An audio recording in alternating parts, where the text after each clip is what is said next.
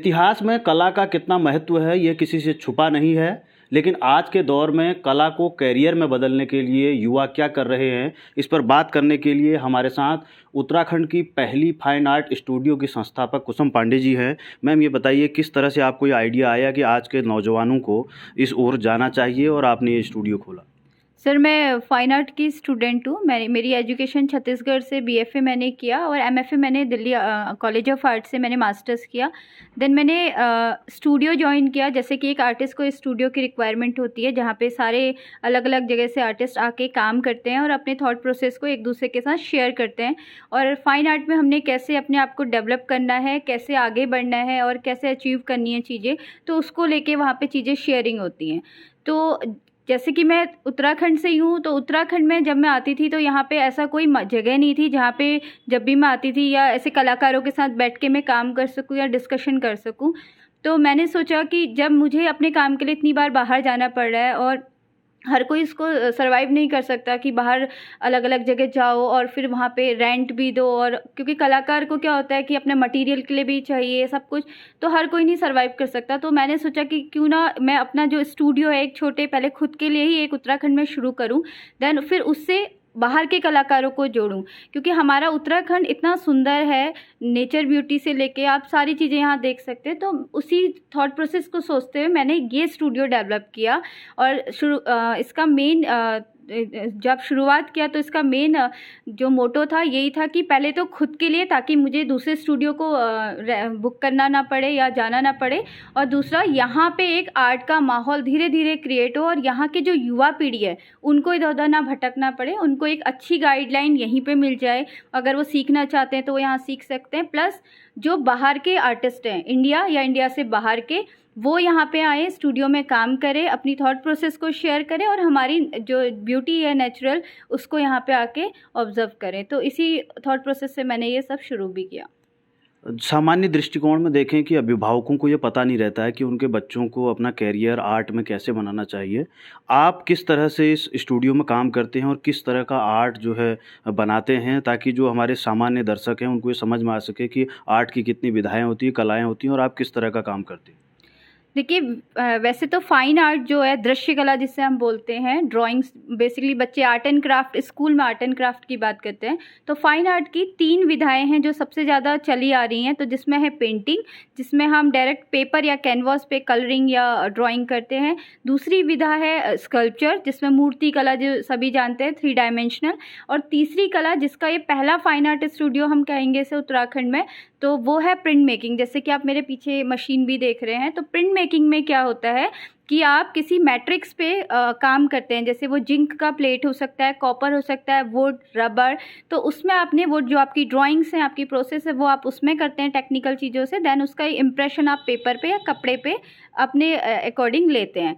तो वो जो प्रोसेस है वो प्रिंट मेकिंग में आती है। तो पेरेंट्स को अगर कोई भी स्टूडेंट या कोई भी जो भी छात्र हैं, अगर उनको लगता है, वो उनकी हॉबी, उनका इंटरेस्ट है, तो वो यहाँ पे आते हैं। तो देन मैं उनको एक्सप्लेन भी करती हूँ और वो देखते हैं। और इसके बाद वो जो सारी विधाओं का जो हमारा बेस है ड्राइंग, जहाँ से हम शुरुआत करते हैं, लाइट एंड शेड और सारी चीज़ों को ऑब्जर्व करना, जिससे हम बाद में अपनी थॉट प्रोसेस को निकालते हैं। तो वो सब सारी चीज़ें हम लोग यहाँ पे सिखाते हैं। तो बच्चों को वो बेस यहाँ पे मिलता है। देन उसके बाद वो प्रोफेशनली भी यहाँ पे काम करते हैं। अब तक आपने कई सम्मान प्राप्त किए हैं, कहाँ कहाँ आपकी एग्जीबिशन लगी है, किस तरह का आपको इसका जो एक तरह कहें कि फीडबैक जो मिला है उत्तराखंड में, जो कि सौंदर्य के रूप में परिपूर्ण है लेकिन कला से काफ़ी पीछे था, क्योंकि यहाँ की लोक कला भी काफ़ी प्रसिद्ध है लेकिन ऐसे प्रोफेशनल वे में काम नहीं हो पाया है? सर, मैंने एग्जीबिशन, सबसे पहले तो मेरी ललित कला अकादमी भारत सरकार, इसमें मेरी एग्जीबिशन लगती रहती हैं। बहुत जगह मेरे काम के सिलेक्शन भी आए और अभी रिसेंटली जहांगीर आर्ट गैलरीज में मेरा सिलेक्शन आया है बॉम्बे आर्ट सोसाइटी से। और इससे पहले धूमीमल आर्ट गैलरी, जो कि हमारी इंडिया की सबसे पुरानी आर्ट गैलरी है, और चंडीगढ़ में, ऐसे करके स्टेट के अलग अलग जगह और इंटरनेशनल लेवल पर भी मेरी एग्जीबिशन लगती रहती हैं। तो मेरा जो आर्ट का मेन स्टाइल है, मैं अपने उत्तराखंड के कल्चर को उसमें लेती हूँ, जिसमें महिलाएं और प्रकृति में मेरा जो मेन है आधार रहता है। वो इसलिए क्योंकि बचपन से मैं पहाड़ों में जाती रही हूँ और मैंने एक चीज़ नोटिस की है कि जो हमारे पहाड़ की महिलाएं हैं और जो हमारा नेचर है, वो दोनों ही हमारे यहाँ का आधार है जो इस चीज़ को आगे बढ़ा रहा है।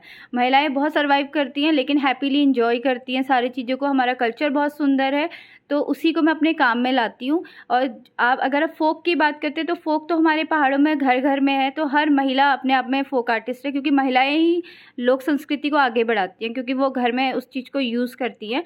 तो मैं अपने काम में भी एपन को लेके आती हूँ, बट मैं उसको कंटेम्प्रेरी में यूज़ करती हूँ, क्योंकि एपन एक ऐसी चीज़ है जो हमारी फोक आर्ट है। एक तो वो किसी ना किसी ओकेज़न पे या किसी ना किसी अच्छे कामों से मतलब के लिए यूज़ होती है, तो मैं उसे हर जगह नहीं दिखा सकती। तो अगर मैं कोई अच्छा या मातृ शक्ति सत्तात्मक कुछ दिखा रही हूँ, तो मैं उसमें जैसे सरस्वती, लक्ष्मी चौकी या उनके कुछ इंडिकेशन लेती हूँ, तो वो एक इंडिकेट कर देता है, बट मैं उसको कंटेम्प्रेरी स्टाइल में यूज़ करती हूँ।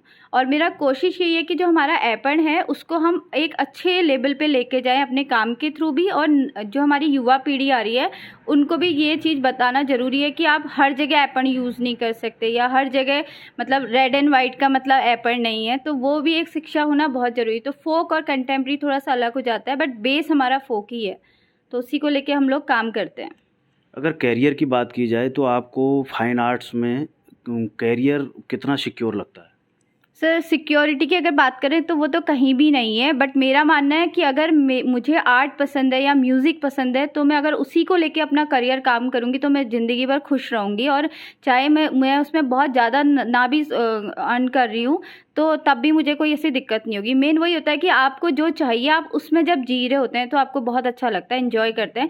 और एक चीज़ तो ये है कि अगर आप किसी को मन से कर रहे हो, किसी काम के पीछे लगे हो, तो वो आपको 101% आपको फीडबैक देता ही देता है। तो फाइन आर्ट की अगर बात करते हैं तो एक पेंटिंग अरबों में भी जाती है। अगर बात करते हैं तो वो हमारी मेहनत पे है, और ऐसा नहीं है कि करियर नहीं है। हमारे उत्तराखंड में करियर कह सकते हैं नहीं है, क्योंकि यहाँ पे ना आर्ट गैलरीज है, ना कोई बायस कलेक्टर का कहीं से कोई आप कांटेक्ट कर सकते हो, उसके लिए आपको बाहर ही जाना पड़ता है। लेकिन अगर वही आर्ट मार्केट इधर आ जाए, क्योंकि यहाँ पे टूरिज्म के टाइम पे आप देखेंगे फॉरेनर्स यहाँ पे रहते हैं, बहुत लोग आते हैं, होटल्स यहाँ पे सबसे बड़ी चेन होटल्स की है। तो अगर हम उसी को उनको पेंटिंग के थ्रू या गैलरीज के थ्रू कनेक्ट करें तो आर्टिस्ट यहीं पे प्रॉफिट कर सकता है। तो करियर सर बनाने से आता है, और वो हमको क्रिएट करना पड़ेगा, और ऐसे तो कोई आके करियर हमें नहीं देगा। तो उसी के लिए हमें कोशिश भी करनी है, और हम लोग कहीं हद तक सक्सेस भी हो रहे हैं इसमें धीरे धीरे। जो बच्चे आपसे संपर्क करना चाहेंगे या फाइन आर्ट में अपने आप को आगे ले जाना चाहते हैं, तो आप किस तरह से मदद कर सकती हैं और वो आपसे कैसे संपर्क कर सकते हैं? आप हमारे दर्शकों के माध्यम से ये बता सकते हैं। सर, पहले तो सोशल मीडिया गूगल के थ्रू उन्हें पता चल सकता है हमारे सेंटर के बारे में, रंगीत आर्ट सेंटर। फेसबुक पे हमारा पेज है, इंस्टा, सभी सोशल साइट पे हमारे बारे में अपडेट मिल जाएंगी। और सेकेंडरी, अगर बच्चों की हेल्प तो मैं ऐसे कर सकती हूँ, लाइक अगर उनको 12th के बाद किसी अच्छे कॉलेज में जाना है या बाहर के लिए भी अप्लाई करना है, तो उनका पोर्टफोलियो यहाँ पे सब सिखाया जाता है। उनका पोर्टफोलियो डिज़ाइन होता है कि कैसे उनको अपना पोर्टफोलियो के लिए काम करना है। ट्रेनिंग उनकी प्रॉपर होती है, और उनको अच्छे जो गवर्नमेंट कॉलेजेस हैं इंडिया के, बड़ौदा या छत्तीसगढ़ या जे मुंबई, दिल्ली, तो वहाँ के लिए हैदराबाद और BHU, तो वहाँ सभी सारे आर्ट कॉलेजेस के लिए यहाँ पे सिलेबस उनको प्रॉपर सिखाया जाता है कि क्या उनके इंटरव्यू में आएगा, क्या उन्होंने वहाँ पे ड्रॉ करना है। तो प्रैक्टिकली एंड थियोरेटिकली दोनों चीज़ें हम उनको यहाँ पे प्रोवाइड करते हैं मैटर। और प्लस मेन होता है पोर्टफोलियो उनको लेके जाना, तो वो हम यहाँ पे उनको प्रॉपर सिखाते हैं कि कैसे प्रोफेशनली कैसे स्टिल लाइफ बनाते हैं, लाइट एंड शेड कैसे कैप्चर करते हैं। तो वो सब बच्चे यहाँ पे सीखते हैं। तो उनकी दोनों टाइप से मैं हेल्प यहाँ पे स्टूडियो के थ्रू कर सकती हूँ। कितना कॉस्टली है करियर बनाना इसके? क्योंकि आजकल अभिभावक सबसे ज़्यादा जो है अन्य प्रोफेशनल कोर्सों में अपने बच्चों को भेजते हैं। यदि किसी की चॉइस फाइन आर्ट में या इस तरह के कामों में है, तो वो कैसे चीज़ों को अफोर्ड करेंगे, या जो अभिभावक हैं जो अपने बच्चे को इस क्षेत्र में भेजना चाहते हैं उनकी चॉइस के अनुरूप, और उनको किस तरह का मार्गदर्शन आप देंगे? सर कॉस्टली की अगर बात करें, प्राइवेटली अगर कोई बच्चा कर रहा है तो उसके लिए कॉस्टली हो सकता है। अगर वो खुद की मेहनत करके पोर्टफोलियो लेके इंटरव्यू अगर क्लियर करता है तो बहुत ही मतलब चीप कहेंगे, सस्ता है। जैसे बड़ौदा अगर वो जाता है तो गवर्नमेंट कॉलेज है, बहुत सस्ते रेट पे। शांति निकेतन कलकत्ता, बहुत अच्छे रीज़नेबल प्राइसेस पे वो कर सकता है। और कॉस्टिंग आती है थोड़ा सा मटेरियल की, क्योंकि आर्ट मटेरियल थोड़ा सा कॉस्टली है, लेकिन वो डिपेंड करता है वो किस मीडियम में क्या काम कर रहा है, अपनी आर्ट को कैसे एक्सप्लेन कर रहा है। जैसे हमारे यहाँ के बहुत सारे आर्टिस्ट हैं जो सिर्फ पेन पे काम करके, पेन और पेपर पे काम करके इतने इतने अपने आर्ट वर्क को लाखों में बेच रहे हैं। तो वो आप पे भी चूज़ करता है कि आपके पास क्या मटेरियल है, आप किससे काम कर रहे हो। तो इतना भी कॉस्टली कुछ नहीं है, वो आराम से कर सकते हैं, कोई दिक्कत नहीं है। खबर पहाड़ से बात करने के लिए बहुत बहुत धन्यवाद। Thank you so much sir. तो ये थी हमारे साथ कुसुम पांडे, जो कि उत्तराखंड की पहली पेंटिंग स्टूडियो के जो संस्थापक हैं, और उन्होंने बताया कि किस तरह आज के युवा एज ए कैरियर इसको कैसे ले सकते हैं। तो अगले हफ्ते हम किसी नई शख्सियत से आपकी मुलाकात कराएंगे। तब तक के लिए नमस्कार।